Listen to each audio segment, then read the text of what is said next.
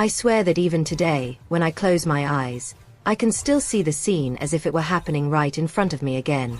My cousin Emma standing up from the pew, her light pink dress swaying as if the wind had chosen the perfect moment to warn me that everything in my life was about to collapse. And before anyone could even understand what was happening, she raised her hand and said, in that sweet voice she always used when she wanted to look innocent, "I have something to say. Something you all need to hear right now." My whole body froze. I felt my legs weaken in a silent way, almost imperceptible to others, but so intense inside me that it felt like my bones were turning into sand. I heard the priest say, "Go ahead," with that ceremonial calmness, and I already knew. I don't know how, but I knew. 1 second before she opened her mouth, my heart warned me. It whispered inside my chest, aching. "It's now." And it was. "I'm pregnant." I heard some guests gasp loudly, murmuring like they were watching a movie. My mother put a hand on her chest. Noah's father frowned. And Noah himself, my fiancé, the man I swore I would spend my life with, widened his eyes as if someone had punched him. I felt every micro-expression on his face like a scalpel slicing through my skin. But that wasn't what destroyed everything. It wasn't the pregnancy. It was what came after. And the father. She took a deep breath, as if she were about to make a heroic sacrifice, when in reality she was preparing to destroy me. The father is Noah. I think I lost my breath. I remember trying to inhale, but nothing entered. It was as if the world had intentionally stolen the oxygen. My vision blurred around the edges, as if I was seeing life through wet glass.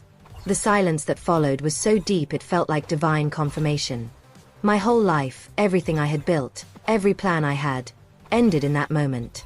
But before I could react, before my mind could fully understand what was happening, something inside me screamed one single sentence.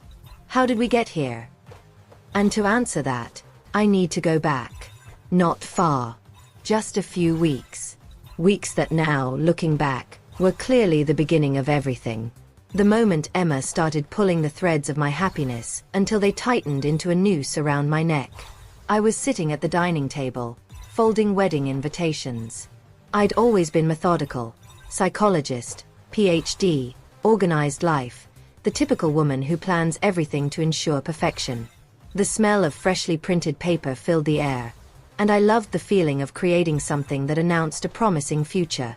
Noah walked in with that strange half-forced smile, the one he used whenever he was hiding something.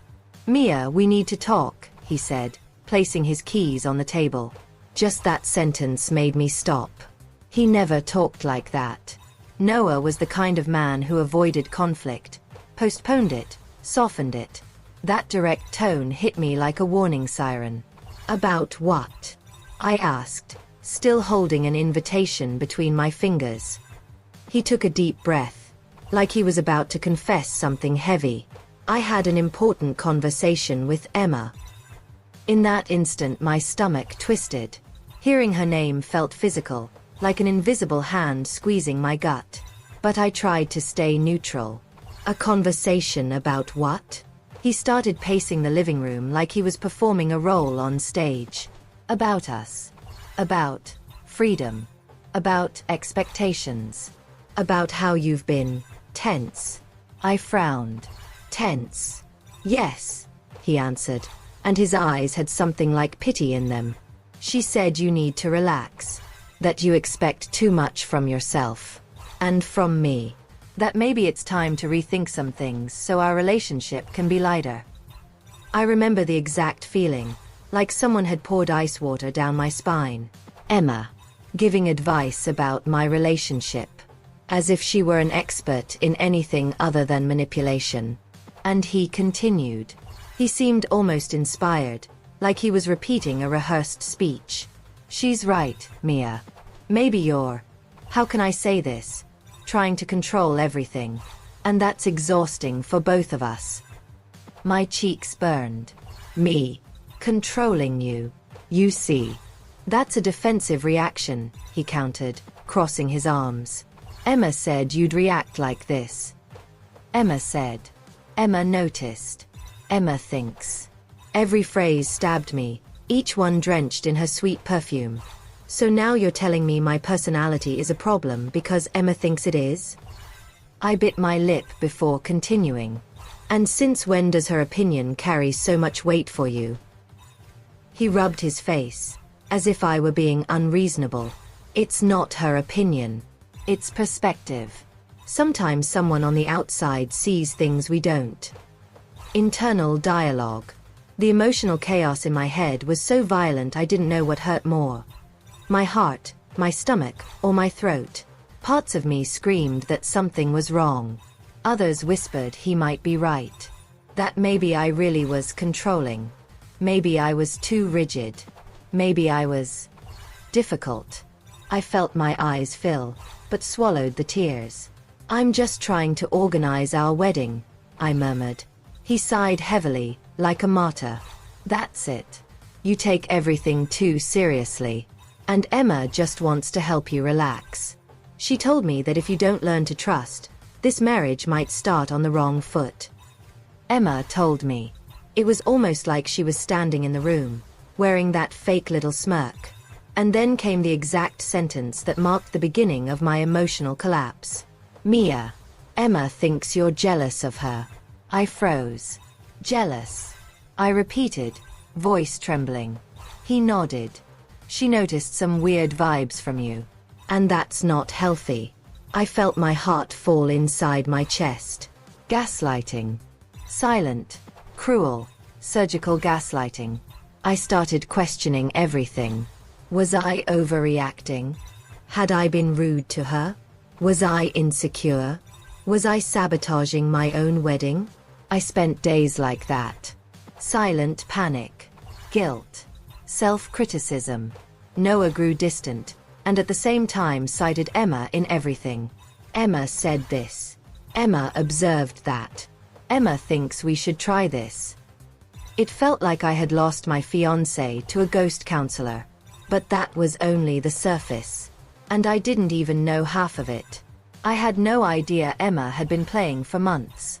That she would win. That I would lose. And that everything would explode on the day I was supposed to be the happiest woman of my life.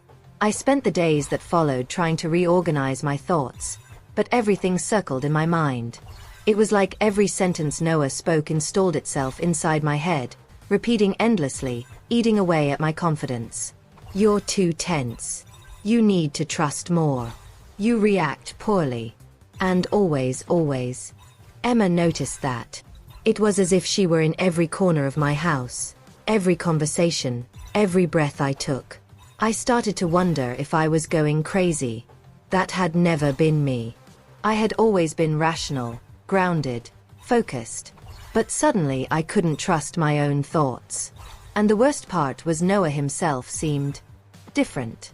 More distant, yes, but more confident too. His posture changed. The way he walked changed. A newfound vanity started to appear. Suddenly he bought new clothes. New cologne. A new haircut, without telling me. Something he had never done in our 3 years together. I tried to comment on it. Not controlling. Observing. Noah, you cut your hair. It looks nice. Why didn't you tell me you were going?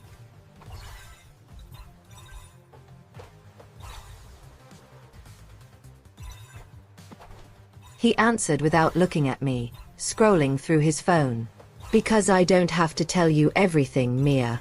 That's part of the problem. My stomach sank. The problem. He looked up, irritated. Yes. The way you need to be involved in everything. Sometimes I just need space. I should have insisted. Asked more. Pushed back. But I couldn't. I just said, sorry. I didn't mean to be intrusive.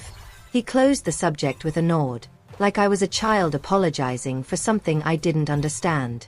But the truth is everything worsened when Emma returned to work with my mother at the event office. Just temporary, my mother said. Until she gets back on her feet. But Emma never got back on her feet. She specialized in depending, in being sheltered, in making the world feel like it owed her something. And suddenly she was at my house more often. I will never forget the first day I walked in and found the two of them laughing together in the living room. I stopped in the doorway, watching for a second.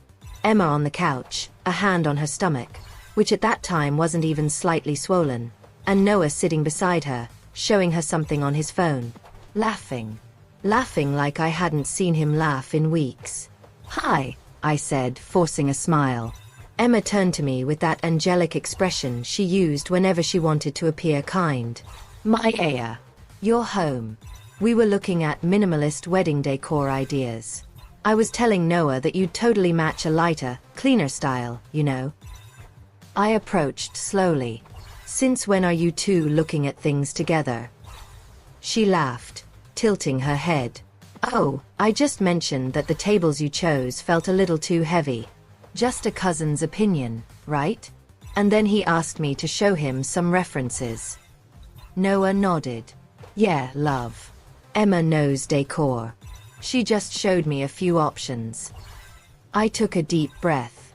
"Okay, but I chose those tables for a reason." Emma smiled sweetly.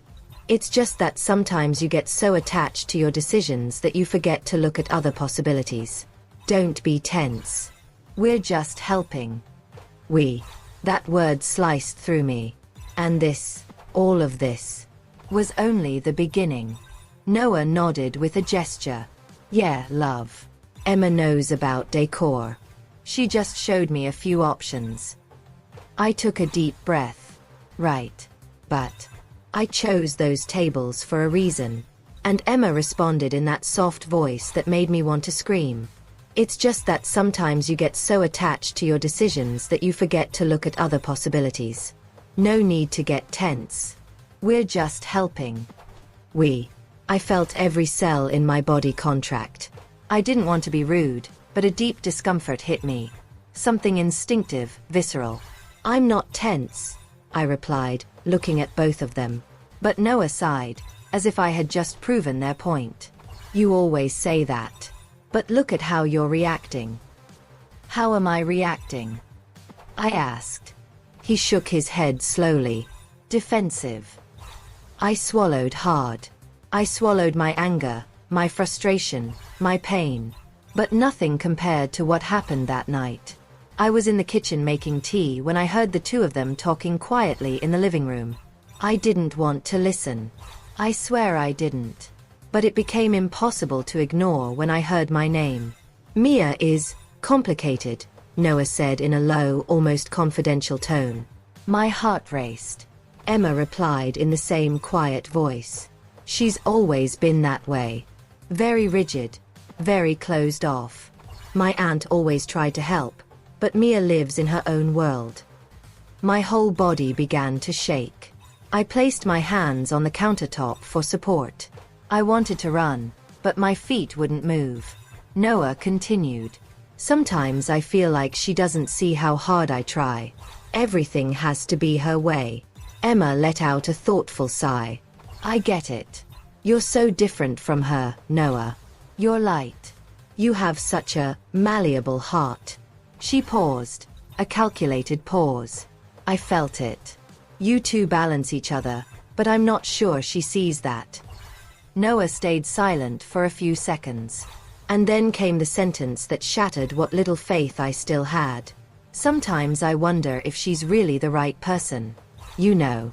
She complicates everything." My world collapsed. Right there. In that sentence. A knot rose in my throat, and suddenly I was silently crying in the kitchen, wiping the tears off my face with my sleeve so they wouldn't hear me.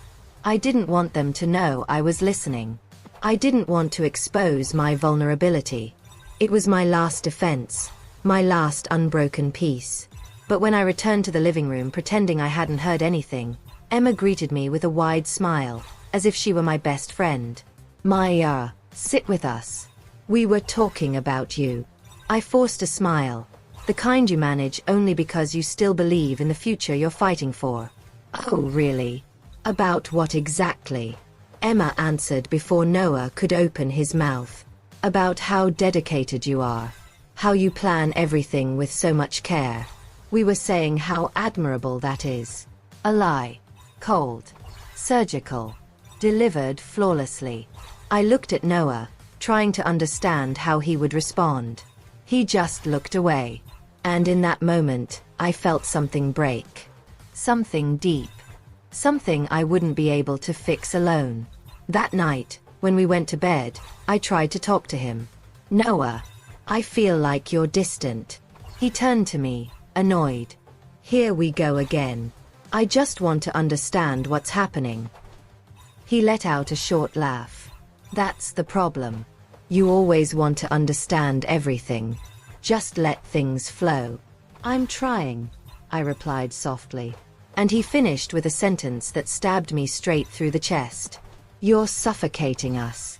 I turned my back to him, trying not to cry, trying to breathe, trying to believe this was just a phase. I stayed awake all night, staring at the ceiling, wondering if I really was ruining my relationship. If I was the problem. If I was difficult. If I was suffocating. I got up at 5 in the morning, looked at myself in the mirror, and barely recognized who I saw. I looked tired, washed out, smaller. But still, deep down, a part of me insisted. You're just stressed. It'll pass. I believed it. I needed to believe it. Because the alternative was too painful to face. But the alternative was the truth. And I had no idea how deep that hole really was. The betrayal was already happening. And I was the last to know. The following days became a strange mix of emotional silence and internal chaos. I functioned on autopilot, doing everything needed to make the wedding perfect, while inside I felt like a condemned building. Still standing, but filled with cracks only I could see. Emma started showing up more often. At first once a week. Then twice. Then, she was simply always there. Walking into our home like she belonged. Like she had earned some sort of intimacy she definitely didn't. My mother insisted she was helping, that it was good for us to bond during this stressful period. But I knew Emma didn't help anyone, she only helped herself. And I began noticing things. Small things, but now so obvious that I almost hate myself for not seeing them sooner. The first was how Noah changed whenever she was around. With me, he was apathetic, distant, drained, always full of, you need to relax. With her, he seemed alive, playful, present. He laughed loudly, showed her things on his phone, accepted her suggestions as if she was some kind of life expert.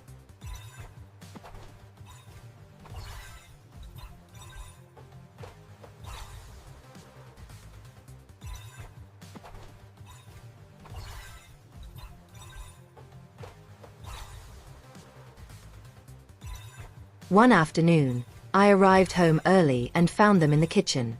Emma was leaning against the counter holding a juice, and Noah was standing far too close.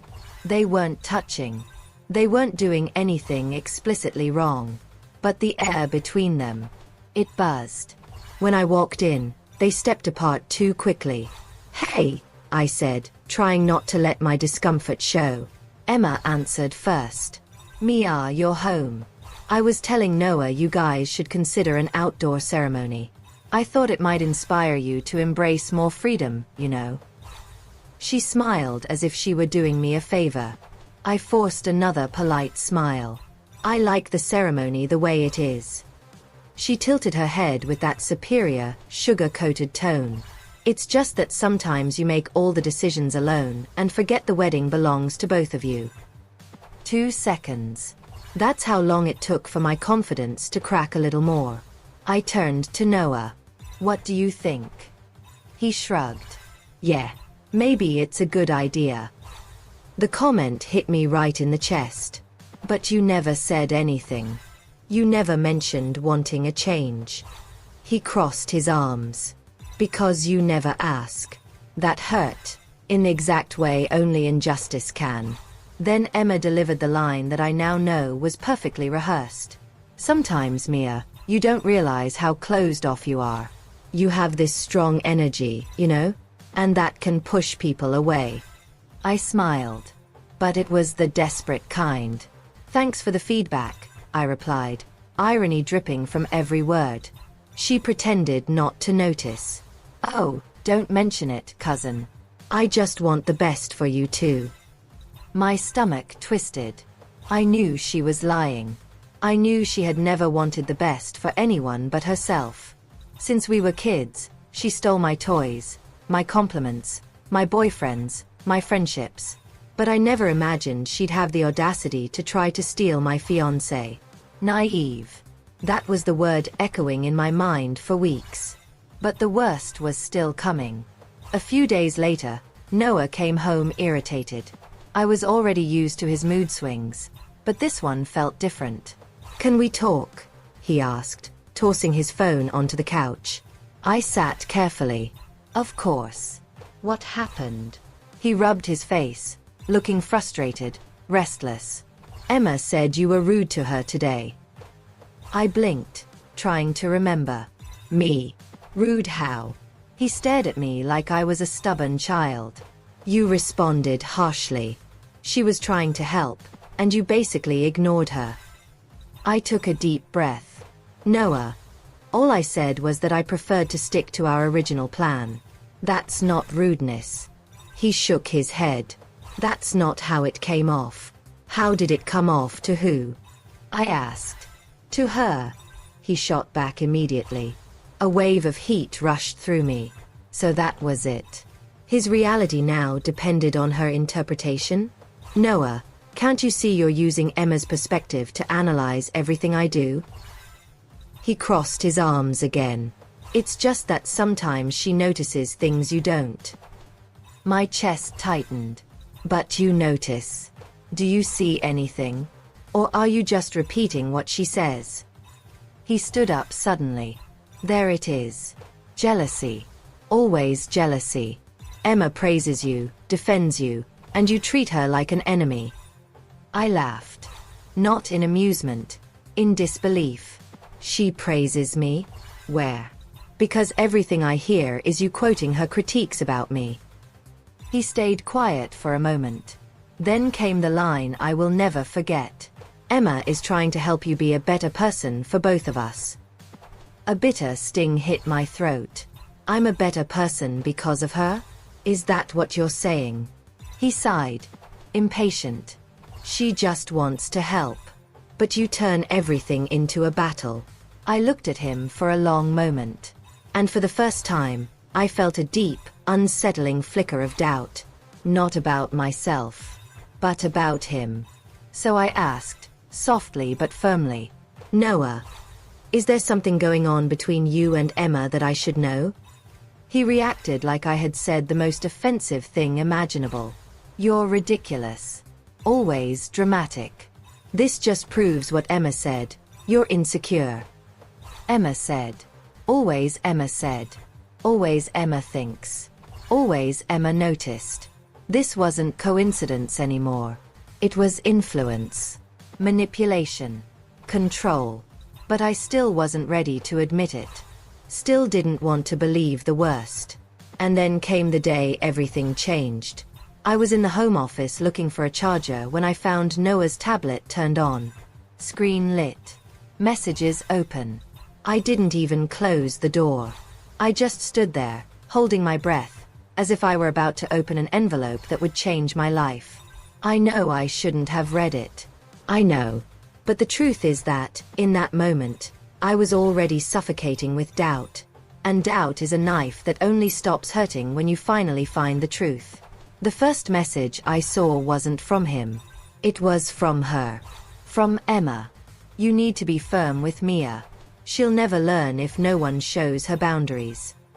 My stomach twisted. I kept reading. "Sometimes it seems like you're afraid of her. You need to dominate the situation, Noah. Show her you know what you want. Dominate. Afraid. Show boundaries." She talked about him like he was a project. She talked about me like I was an enemy. I scrolled through the conversation, my hand shaking. Another message. "If she freaks out, it's a sign you're right. She needs to change. Trust me." And his reply destroyed the last part of my heart that still tried to believe in him. "I know. You understand me like no one else. My whole body trembled. And I kept reading, even though my chest felt like it was going to explode. I'm so proud of you, Noah. You're growing so much. You deserve someone who admires that. He replied. Thanks for everything, Emma. You've been essential. Essential.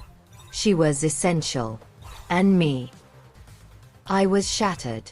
My entire world was right there, hidden behind a glowing screen.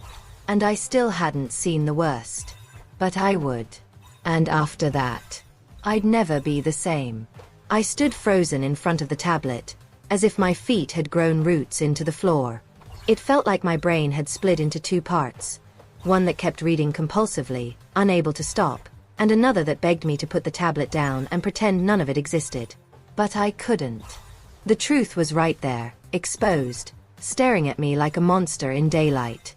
A dirty, bitter, devastating truth. I scrolled slowly, my hand shaking so much the tablet almost slipped off the table.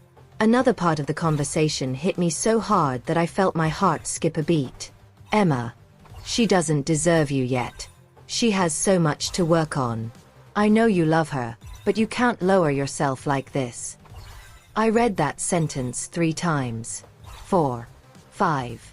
As if somehow my brain could twist the words into something less cruel. But no. It was exactly that. Cold. Sharp. Calculated. And Noah replied. Deep down I just want her to be more like you. Light. Intuitive. Free. I can't describe the pain I felt. It was like being stabbed, but from the inside.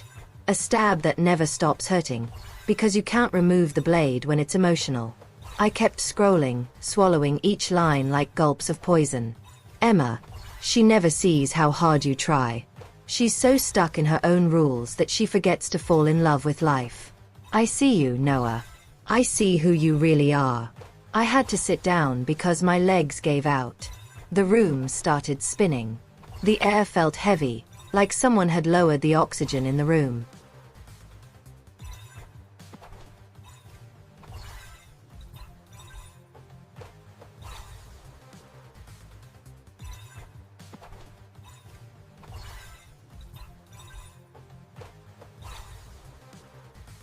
And then came the message that made my chest burn. Noah, thanks for reminding me of my worth. Sometimes she dims me. Me. I dimmed him. Me. The one who did everything for him. Me. Who rebuilt his self-esteem, who helped him see his own worth, who celebrated every one of his victories, who supported his projects, who encouraged him to love himself. I dimmed him. Emma replied with perfect manipulation. It's because you're too big to fit inside her small world. I don't think I've ever felt so much anger and pain mixed together. My skin burned on the outside and froze on the inside. I scrolled more. Scrolled until I found a sentence that made my heart literally stop. Emma. She won't notice anything. Mia lives inside her own head. We just need to make sure she stays busy. We. Us. Her and my fiancé. Planning my alienation. My disappearance in my own relationship. I placed a hand on my forehead, trying not to throw up. And then came the final proof. The sentence that ripped a silent scream from inside me. Noah, do you think I should test her? Test. As if I were an experiment.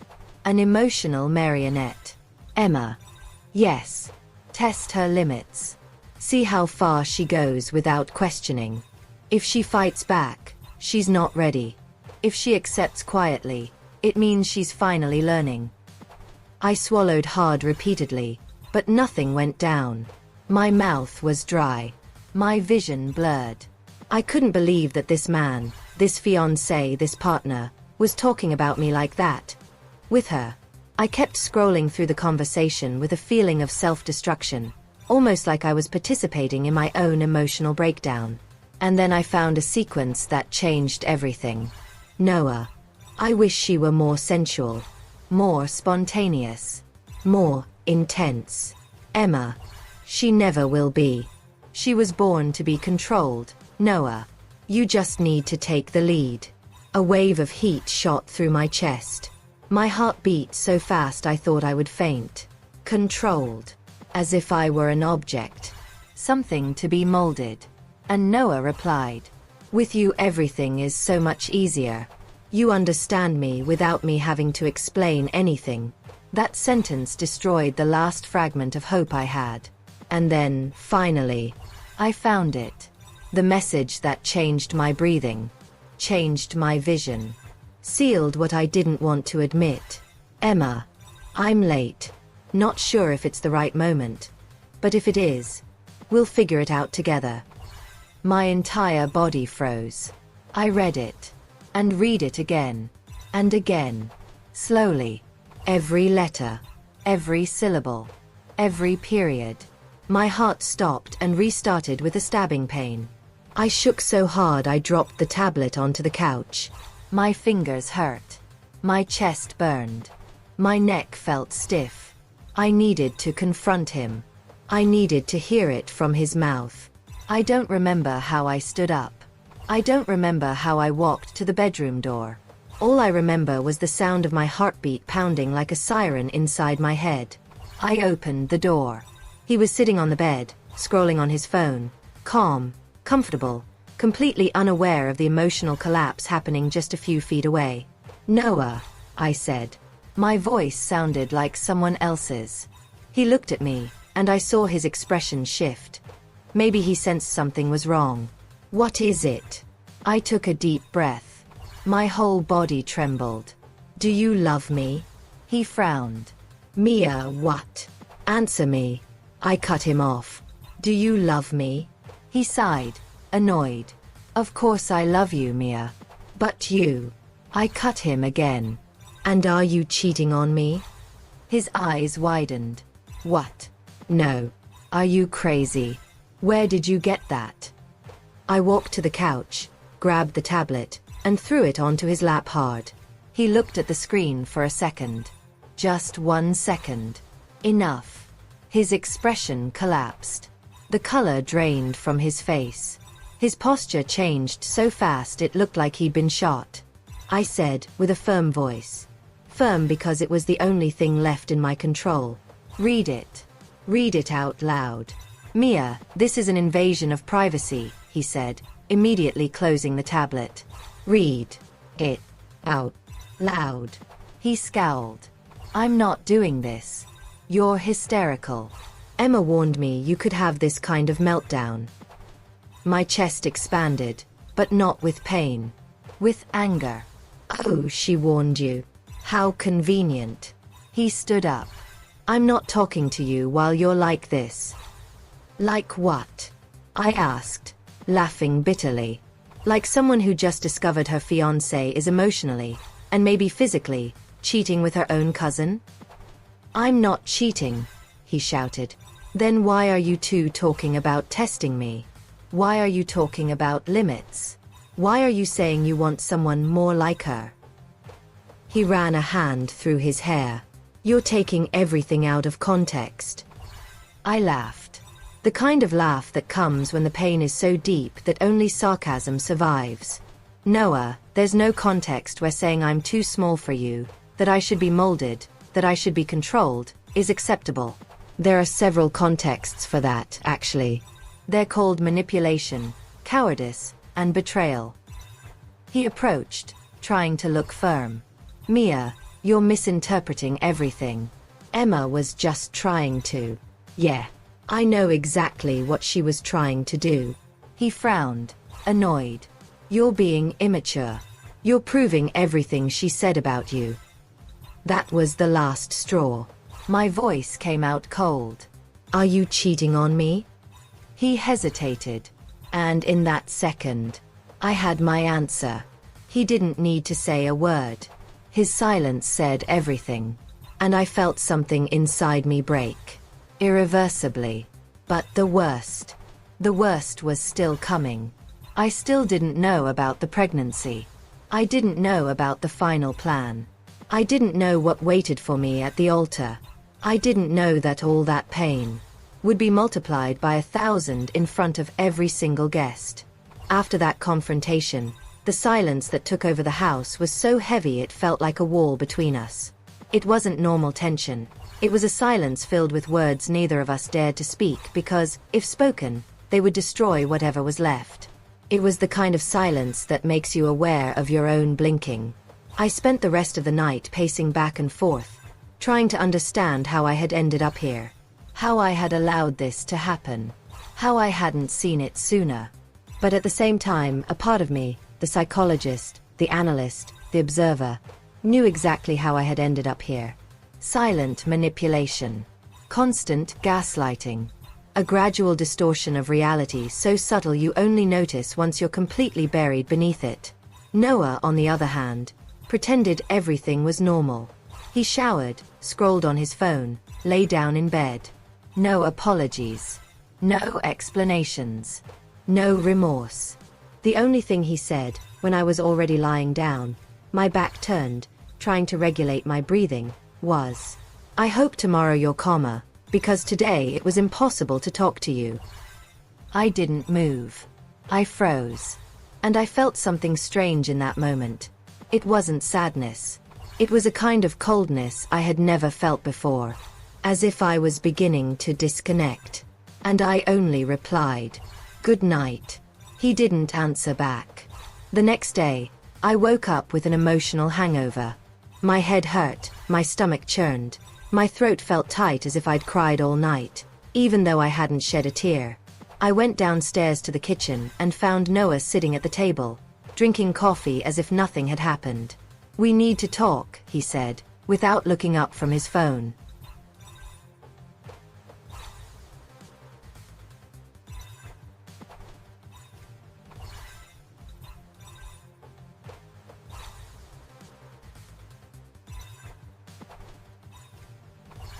I took a deep breath. Talk. He placed his phone on the table slowly, like he was preparing to give a lecture. "I talked to Emma yesterday." I closed my eyes for a second, trying to keep myself grounded. "Of course you did. She's worried about you." I laughed. A short, empty laugh. "Worried about me? After everything I read?" He frowned. "You shouldn't have read that. It was private.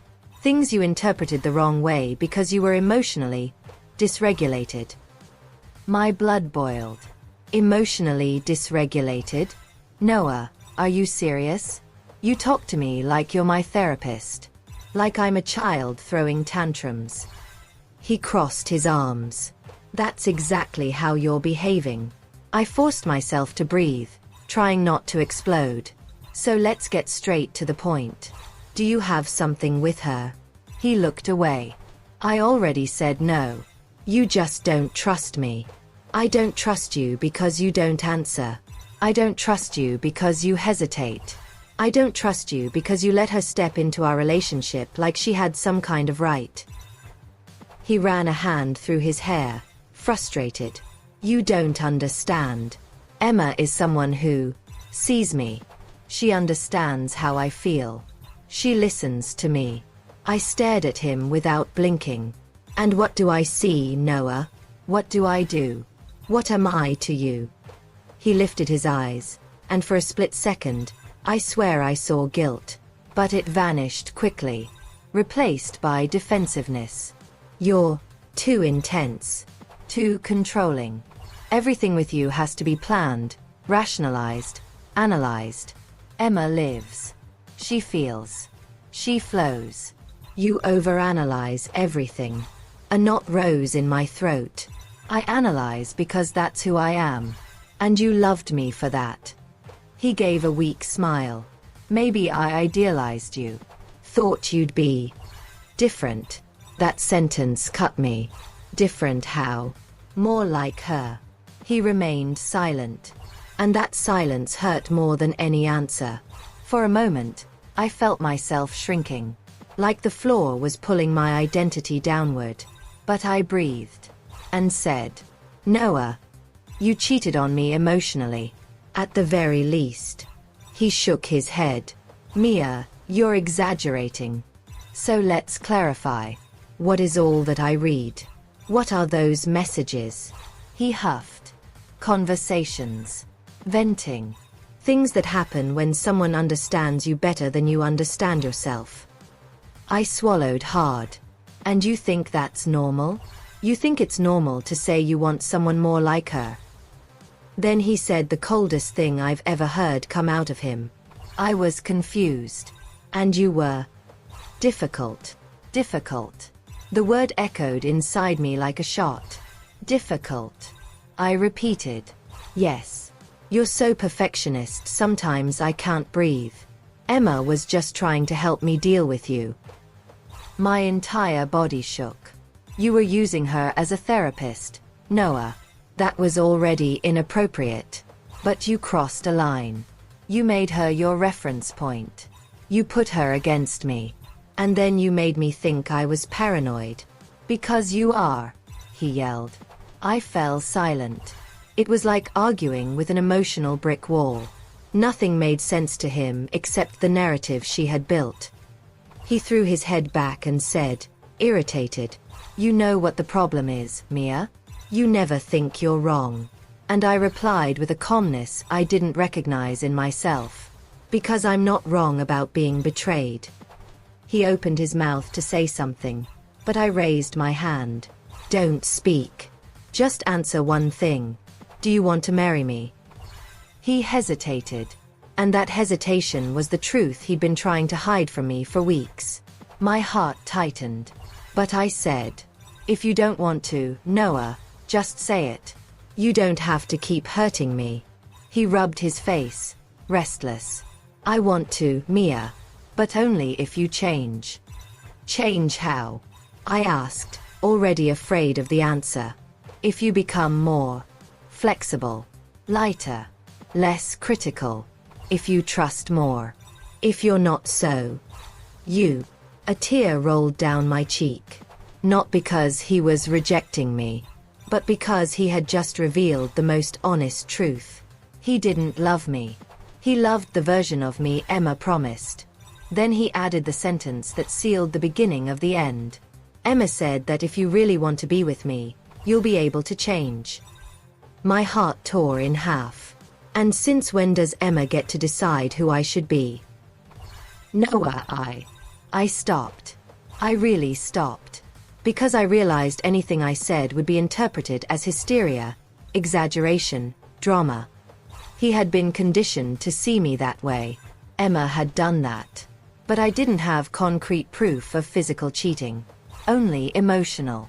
And he kept repeating like a mantra. I didn't do anything. And maybe, in that moment, I would have believed him. If I hadn't seen something that changed everything. The next day, I was in the living room when Noah's phone rang. He was in the shower. The screen lit up, and I saw Emma. Video call. My heart froze. I took a deep breath. I didn't answer. But I stared at the screen. When the call ended, a message came in. Don't forget today's test, Whiteheart. My hands began to sweat. Test. Today's test. I waited. After a few minutes, the phone vibrated again. Another message from her. If she's calmer, let me know. If it works today, we move to the next step. Next step. In that moment, a certainty spread through my entire body. They were together. They were plotting. And I was the target. I spent the whole day with my heart racing, trying to decide what to do. Confront him again? Pretend? Leave the house? Cancel everything? But the wedding was so close. My whole family was involved. The money was spent. And I still didn't know about the pregnancy. I still didn't know about the final weapon she would use to destroy me. I only knew something terrible was coming. Something I wouldn't be able to stop. And that I was completely alone. The cruelest part is that week, my mother hugged me and said, "Sweetheart, you're so strong. This will pass. Noah loves you." And I smiled.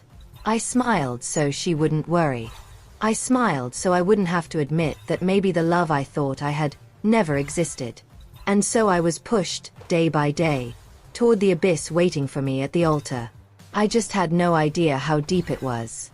As the wedding day approached, it felt like I was walking blindfolded towards something I couldn't dodge. It wasn't just anxiety. It felt like my entire body was trying to warn me, in every possible way, that something terrible was about to happen. I woke up with a racing heart, slept with a churning stomach, spent my days with a constant lump in my throat. As if I were about to cry all the time. Even when I tried to convince myself none of it was real. But it was. And deep down I knew. Even when I tried to pretend otherwise. The house kept filling with boxes, papers, invitations, flowers, fabric samples. Everyone looked at me with those automatic smiles, the smiles that said, "The bride is glowing." But I wasn't glowing. I was falling apart inside. But no one saw it. I had become too good at hiding pain. And Emma. Oh, Emma was more present than ever. She showed up every day with a new excuse. Came to help with the dress. Brought this decoration sample. Dropped this off for your mom. And always ended up alone with Noah at some point. I tried to ignore it, tried not to look, tried not to interpret every gesture, every exchanged glance, every quiet laugh. Tried to convince myself that maybe I was imagining things. That maybe it was all stress.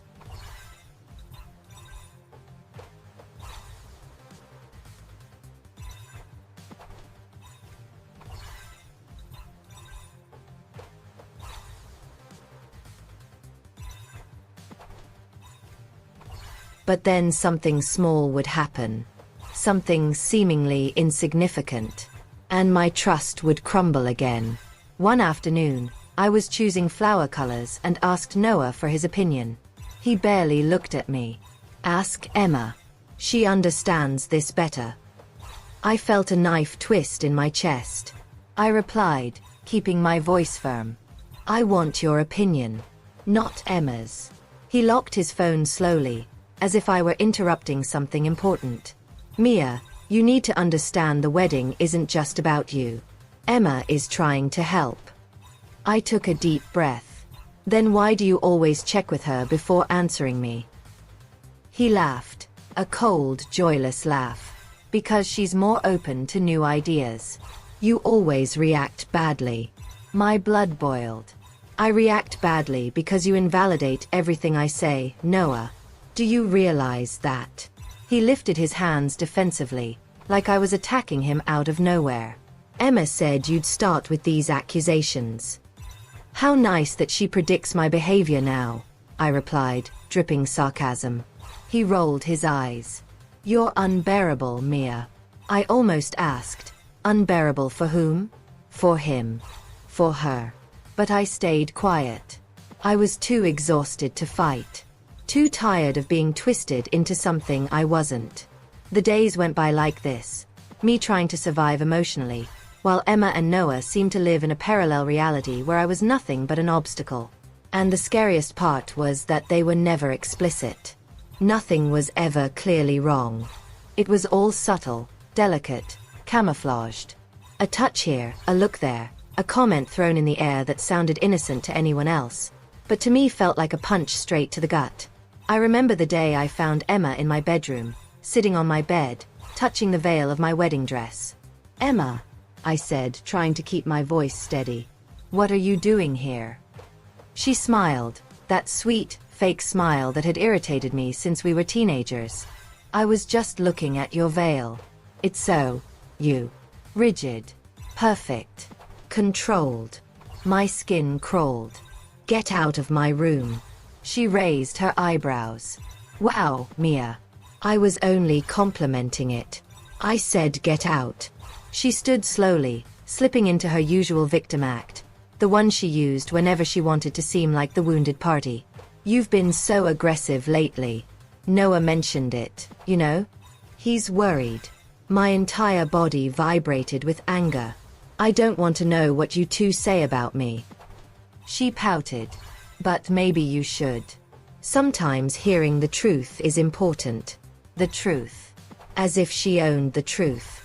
She walked past me slowly, almost brushing her shoulder against mine, and said before leaving, if you keep acting like this, You'll end up losing him. I froze. Losing him to whom? She stopped at the doorway and smiled. A small, triumphant, cruel smile. To himself. And she left. That sentence haunted me for days. I tried not to think about what it really meant. Tried not to connect the dots. Tried not to believe she said it because she had some advantage I didn't. But I felt it. I knew. And no matter how hard I tried to ignore it, the truth kept approaching like a wave ready to crash. 1 week before the wedding, I shattered. It was the middle of the night when I woke up gasping for air. I got out of bed, went to the bathroom, and stared at myself in the mirror. My eyes were sunken, my skin pale, my lips trembling. I looked like a ghost version of myself. And for the first time, I admitted out loud, I don't know who I am anymore. I sat on the cold bathroom floor and cried. Not loud, desperate crying. Worse. Silent, suffocating crying. Like each tear was a plea for help I didn't know how to answer. The next day, I could barely stand. My mom noticed. Sweetheart, you're pale. You have deep circles under your eyes. Do you want to cancel anything today? I smiled. A smile that hurt my face. No, Mom. I'm fine. But I wasn't fine. I was breaking into pieces too small to gather. And in that fragile state, Emma found the perfect opening. 2 days before the wedding, I came home and found them together in the backyard. She was holding his arm, as if comforting him. I stopped. Frozen. I couldn't take one more step. What's happening? I asked, feeling my heartbeat pounding painfully. Emma looked at me with watery eyes. Fake, theatrical, manipulative. He's worried. He thinks you're going to back out. I looked at Noah. You told her that? He sighed, avoiding my eyes. I was just venting. Venting to her. My voice came out louder than I intended. Emma gently ran her hand over his shoulder. Mia, sometimes Noah just needs someone who listens without judgment. A wave of nausea hit me. Why not me? I'm his fiancé. She smiled. Because you're always busy, worried, closed off. I wanted to scream. Wanted to throw something. Wanted to wipe that smile off her face. But I only said, you're crossing the line. Emma shrugged. Me? Or you, who doesn't see the wonderful man you have? I looked at Noah, expecting him to defend our relationship. But he stayed silent. And his silence was the confirmation I never wanted. That night, I dreamed I was standing at an empty altar. All the seats empty. The floor cracked. I held a dead bouquet. And Noah stood on the other side, but facing Emma. I woke up crying. The day before the wedding, I heard a conversation that confirmed everything I feared, but in such a devastating way that even today I feel sick remembering it. I was walking down the stairs when I heard her voice. Noah, you have to tell her. You have to be honest. He replied, tense, whispering. Not now. If I tell her now, everything ends. She shot back. But you know it's true. You know you can't hide this anymore. I froze mid-step. My heart accelerated. My fingers tightened around the railing. Then I heard her say, the pregnancy won't disappear just because you want to wait. My entire body froze. The sound echoed in my skull. Pregnancy. Pregnancy. I gripped the railing so hard my fingers hurt. I heard Noah respond, his voice trembling. I can't destroy her before the wedding. And she answered, calm, cold. You already did. I almost fell down the stairs. The world spun. The floor vanished. My chest felt stabbed open. They knew. They were hiding it. They were aligned. And I had never been so deceived, so humiliated, so used. I climbed back up slowly, quietly, entered my room, closed the door, and collapsed on the floor. I cried like I was purging years of dignity. I cried until I had no tears left. I cried until I couldn't feel my face. In that moment, I understood. They were going to tell me. But they were going to tell me at the altar. At my own wedding. In front of everyone. And all I could do was wait for the bomb to drop. The day of my wedding arrived with a feeling that didn't match anything I had imagined. There was no joy. No sparkle in the air. No typical bridal excitement. There was only a weight on my chest that felt like I was walking toward my own emotional execution. Every step, every gesture, every breath felt calibrated so I wouldn't collapse. When I woke up, my whole body was trembling. I sat on the bed and stared at nothing for long minutes, trying to find strength I didn't know where to look for. It was like living in slow motion, with everything around me blurry, except the pain consuming every part of my chest. My mom came into the room glowing, carrying coffee on a tray.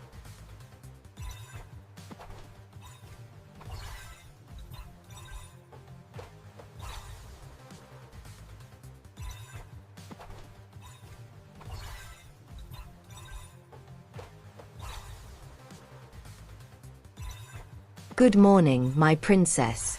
The big day is here. I smiled. God knows how. It's here.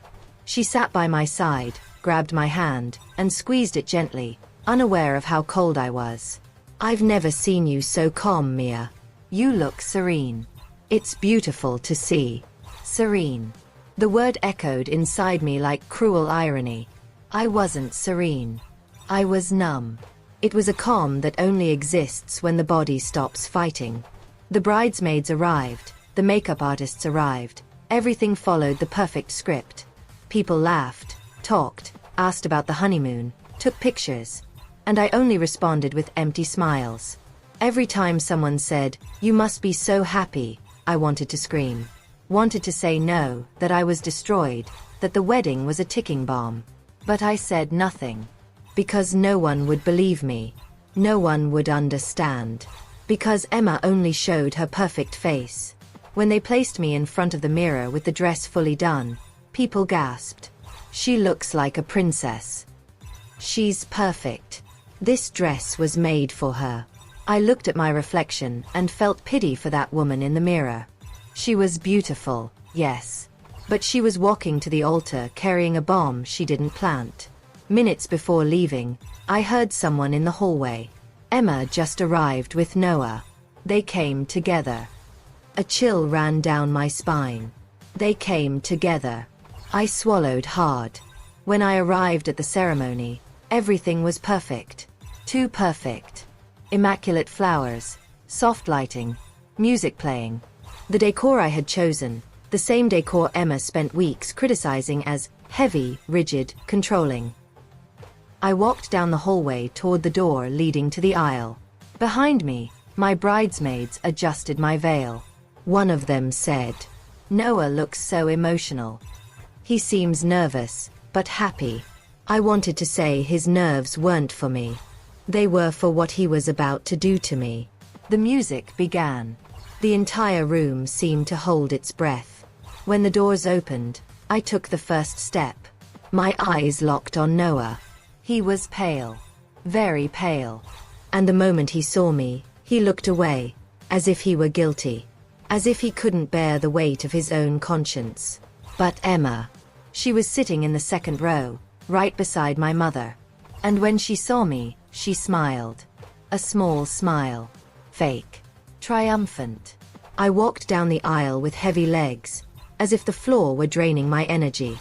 The priest began the first prayers, the first lines, those traditional words about love, unity, and loyalty, and every single one felt like a cruel irony aimed directly at me. And then came the moment.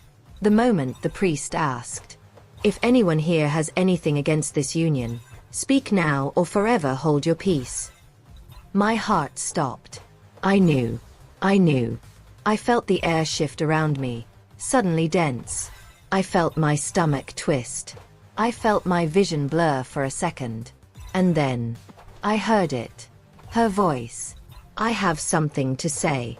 I closed my eyes. For 1 second. Just one. The kind of pause someone takes when they brace for impact. Like a car about to hit you. Emma stood up slowly, with deliberate theatrics. People started whispering. Some looked at me. Others looked at her. I kept my eyes fixed on her. She placed her hand over her stomach, and that single gesture made my heart drop straight to the floor. I can't stay silent knowing what I know. It would be unfair. It would be cruel. My whole body trembled. My fingers tingled. I gripped the bouquet so tightly I felt the stems crush in my hand. The priest tried to intervene. "My child, this is not the time." "It is exactly the time," she said firmly. Noah was white as a sheet. Eyes wide. Hands sweating. Body stiff like stone.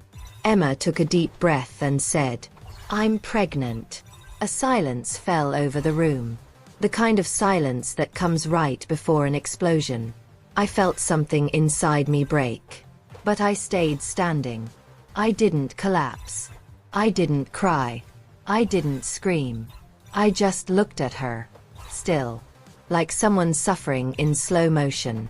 People murmured, "Oh my God. No way. Pregnant." And she continued, her voice strong, unwavering. "And the father is Noah." Someone gasped behind me. His mother covered her mouth. My father froze, eyes wide. But me. I felt something strange. As if my soul had left my body for a moment.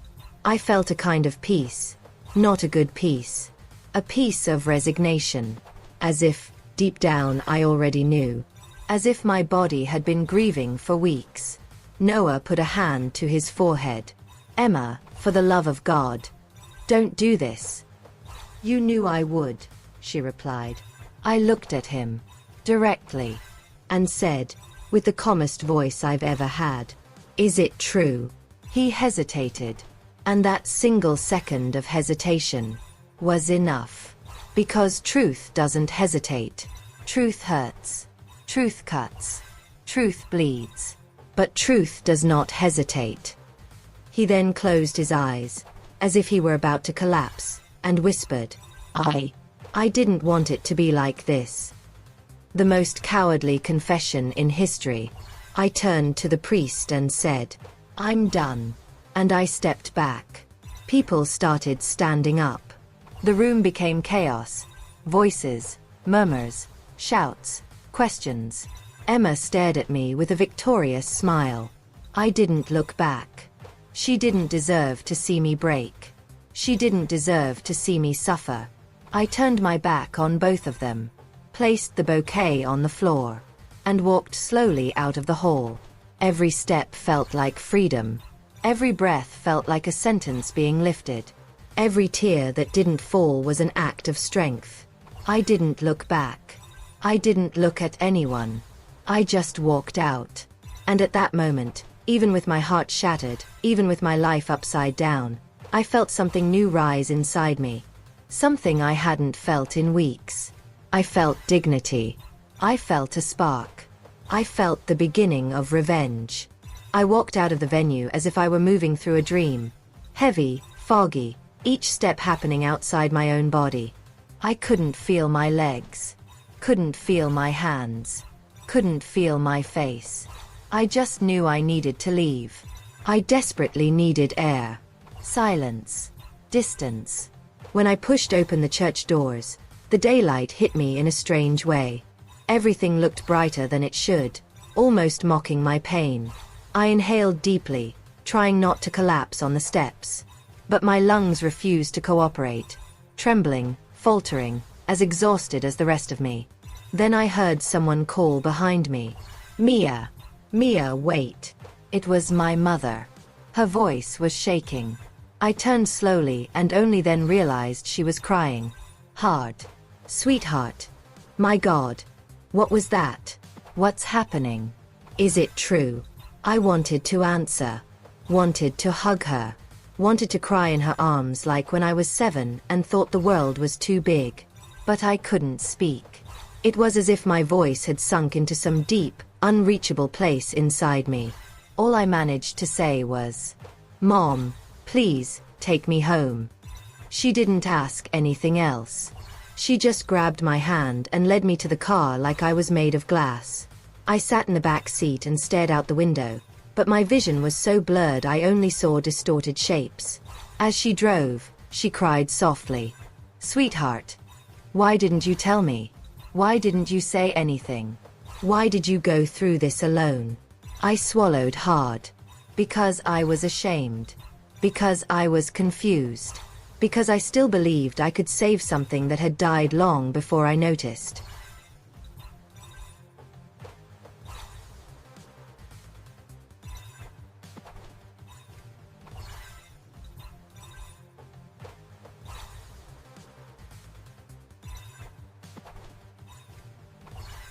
I spent the next 2 days planning. The revenge wouldn't be impulsive, wouldn't be loud, wouldn't be melodramatic. It would be surgical, precise. Just, first, I needed to confront the whole truth. No half words, no hesitation. I texted Emma. "We need to talk. Alone. Tomorrow. 10 a.m. Cafe by the square." She replied in seconds. Of course, cousin growing heart. The hypocrisy of that heart almost made me sick. The next morning, I chose a simple dress, tied my hair, and went to the meeting. When I arrived at the cafe, she was already there, cappuccino in hand, with that perfect smile so many people believed. "Mia, I'm so glad you came. I really wanted to talk. You have no idea how much I—" "Shut up," I said calmly. Her smile froze. I sat down slowly, without taking my eyes off her. "I didn't come to hear your excuses. Or your lies. Or your twisted versions of reality. I came to tell you exactly what you did." She inhaled, trying to rebuild her fake persona. "Mia, I never wanted to hurt you. I swear. Noah and I didn't ask what you wanted. I asked nothing. I'm making a statement." She went silent. "You walked into my house like a friend. You got close to my fiancé like a counselor. You manipulated him. You manipulated me. You made me question my own sanity." Her hands trembled slightly. I continued. "And when you realized you had enough control, you went further. You seduced him. You used him. And when you got pregnant, you chose my wedding, the moment when the most people would be watching, as your stage to destroy me." "Mia, I was desperate. I didn't know how to tell." "Of course you did. You planned it. You practiced it in the mirror. You waited for the moment with the biggest audience. You wanted a stage." She blinked rapidly, trying to hold back a forced tear. I leaned forward. "Now listen carefully." My voice was steadier than I expected. "You didn't win." Her eyes widened. "What do you mean?" "You think you destroyed my life. But what you destroyed was yours. Your reputation. Your image. Your support system. Because now everyone knows exactly who you are. Not because I told them. But because you showed them." She swallowed hard. "You're going to raise a child with a man who doesn't love you. Who didn't choose you. A man who used you as an escape because he didn't have the courage to face his own problems. And now that everything came out, he's blaming you." Her eyes widened even more. Like someone hit by a silent punch. "Yes. I knew. I knew what happened afterward. Noah fought with her. His family rejected them both. She was alone, as she always had been behind the mask. He told everyone you planned everything," I said. "That you got pregnant on purpose. That you wanted attention. That you ruined his life." Her chin trembled. The first crack in her armor. And then, for the first time since the nightmare began, I felt pity for her, but not enough to stay quiet. "But that's not my problem anymore," I said, standing up. "I only came to close the chapter." Before leaving, I added, "Oh, and congratulations. You finally got what you wanted since we were teenagers. You hurt me. You broke me. You made me bleed. She breathed shakily. But here's a secret. I paused, looking straight into her eyes. Wounds heal. And the one who causes them stays wounded forever. I turned and walked away. And for the first time, I felt like I was breathing with my own lungs again. But there was still someone left. I went home and sent Noah a short message. Meet me today. 6 p.m. Lake Square. He replied almost instantly. I'll be there. When I arrived, he was sitting on the bench with the same desperate look he had the day before. Mia, please. I'm lost. I'm sorry. I did everything wrong. I want you. I need you. I sat beside him, but kept my distance. No. You don't want me. You want the fantasy of being saved. And I'm not going to be that. He started crying. Mia, I swear I love you. I swear. You don't love me. My voice was calm, almost gentle. You love the idea of a woman who organizes your life, supports your insecurities, builds your self-esteem, and forgives your mistakes. You love having someone hold you up while you destroy everything around you. He covered his face with his hands, crying. I continued. I loved you. But you lost me. Not because you made a mistake, but because you chose to. You chose to lie.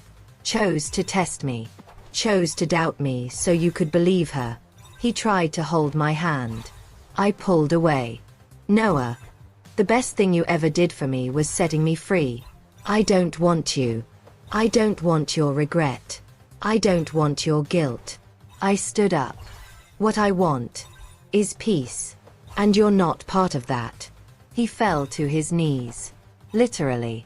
Mia, I'm begging you. I took a step back. Stand up. You made me kneel too many times. Emotionally. Now it's your turn to learn how to stand without me. I turned and walked away.